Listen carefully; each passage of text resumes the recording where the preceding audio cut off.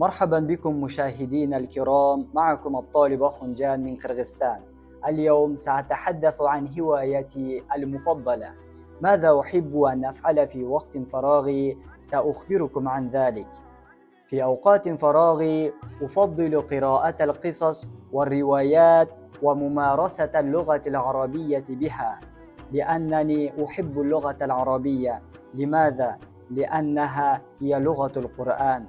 لكن لدي العديد من الهوايات الأخرى، ومنها لعب كرة القدم، لأن لعب كرة القدم مفيد للصحة.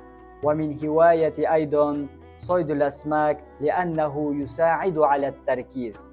وما رأيكم في هوايتي؟ وما هوايتكم؟ اكتبوا في التعليقات، وأنا إن شاء الله سأقرأ جميع التعليقات. والسلام عليكم ورحمة الله وبركاته.